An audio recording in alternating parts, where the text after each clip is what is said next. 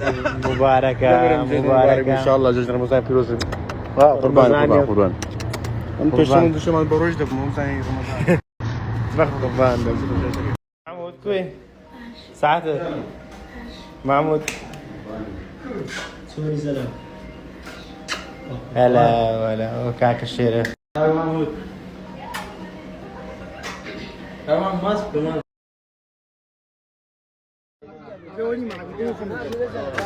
كيف شير كبران ولا خذ زانك يا ماما قربان ده كاكا انا اخوي زانك يا برو قربان بزاش كابينو مو عادي بزاش كابينو مو عادي عبادك اما قران براسن بالي مو نبيتن ها قربان يا ماما ادخل پنجا ماسول عمل كده پنجا ماسول رقیبی کردیا اتور اسلام شکلی کردیا فرد ماسول دا بارك الله احوال التاكي اللهم تسوى لا يكتون انت كبس عرش ديال بريك انا قربان تام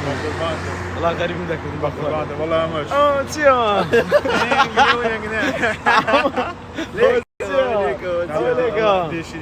لا قربان تام والله لزادي تشيك وانت بايش لزادي تشيك والله بس تفضل سنزيشي بالطعام شوي كاكا سنزيشي نزيشي الناس راوي يعني قد نسينا والله يا ابني افريم هذا لسبن دو اللي ما بي والله صار ساعات ولي كتينا قروس يا اوشيانو تبري تابيا لا لا بيليك لا بيليك رزيلات صار قريبا غان قريبا قربان دم قريبا ربنا معصم را قربان دم قريبا جيشنا فيروز بيا كان بقربان دم جيشنا بيتين لا كردستان في كاك عما برام مباركة برام مباركة حسن تدريج ما زور خوشني الجيشنا بس جيشنا فيروز هيك والله مدني بوست مراقرت بس سعيد تدركش جوان راقي لما سعيد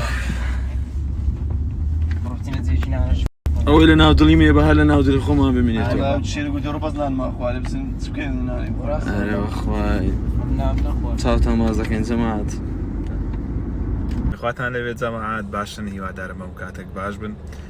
ججني قربان لهم ولاياتي بيروز بي إن شاء الله وججنا بتماعي خير وخوشي هم ولاياتي قردن معزاك قردن تن عذابي أوي روجك لروجان كعزاري دائما أوي روجك لروجان كامن دلم تنكر بيان اشتكم بران بريهبي داوي لبردنيم هي إن شاء الله وججنا بتماعي خير وخوشي لبو هم ولاياتي بتعبد مسلماناني جيهان تاوتا مازدكان عزيزن هضلي من نانجو دعاتينا ججنا بيروز اللي وبابوليكم كاك محمد سناب نكيت ويتزار ججناش بيروز بي ماشي كرده بس كرده بس هلو مش كات ججنانا ججنانا بخوي برامشتي يعني ججنانا والله لم قرد الجنة نخير كاك اخويا مرقز كانوا دستم بيكر ديام والله عارف لزو سناب تاعنا بدي زخم لا اكل والله مزاور ما والله كم ومنا بخو كاسكم دي كاسك تو بخوي نايدم ها عارف والله يا الله خير هو كسي دومات يا اخو خير بي كاك شيرو توني كوي براغا ودنا دوقي بي ما رامات بس كاك شيرو ما خلو يا كاك شيرو كره بس كاك شيرو اتو براغا ورماني هموكات اتو تادي سرماني كاك شيرو اتو براغا ورماني جشنانا برا جشنانا لا اشتيان ده مش تشي بس بيلي لا اشتيانيا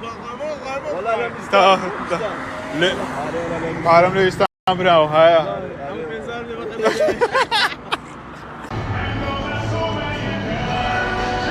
هم لابوي كريا باو قرآني أورو هلا قريب ما مسلوب مني كليا لو خود زوان دكي ها باوش تاني من زوان بيدو كاك محمد بو قرآنية أو أي خوما أو أم بكم عزمنا كلا ئۆمەکە ئێستا کوی دەخۆی ئەوە دیتیا ئەوە و ئەسێکی داوا کرد ئێکۆر مستە چێن دەرێەوە هەموو مێرکشەی چیا چێ جون پێ دێوە ئەوە جون پێ تەخەر نزانی درێ مێرکشەی ئەمیش مێرکشەی دەبڕۆدەی وەڵا خۆشە بەتامە هاتە خۆشە تامێت ئەمە پەنجەمە هەشتەنایە ڕایستا والله هذا خومي جيلا مالك شيء خومي مالك شيء علي ما عمرها بس دي ناس مكوا كاتشي زعما عادي تصير زاد تي دوا كردي تمشى كرا كرا كرا ولودك كا ما اخيرك ما اسمع اخيرك كرا ثم مالك شيء تي من مش كنت تكسو هاي مالك شيء علي والله دبرو دي والله باخذ مالك شيء دبرو دي مرد ما تشتري يعني صدقوني لقردن مجال اواتو كان ظريفي انا ولا ادري لهم مقايز يعني بينقونا خوش دابا سناب كده سناب دايما داي يلا داي شيرين ما ندير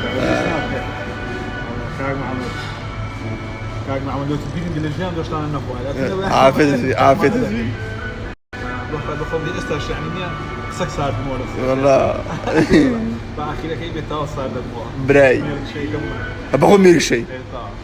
سلاي خواتاني بجماعة چون باشن احوالتان جژنی قربان لهمتان پیروز بین انشاءالله امروزتان جژن خوشی لگه کاغ رقیبی عاتینا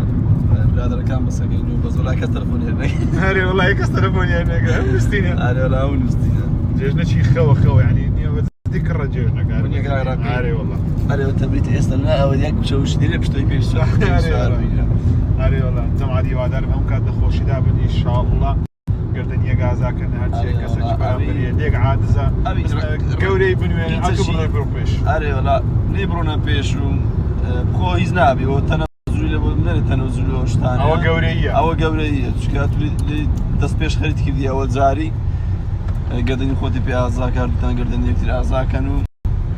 ژیانمە برایەتی و جوانە ژیان بە خۆشی و جوانە ژیانمە پێکەوەبوون و جوانە ئینشاڵڵا ژهروە دەبن و باشتریش دەبن ئینشاڵڵا هەر جەژن و خۆشی دەبن شادی بی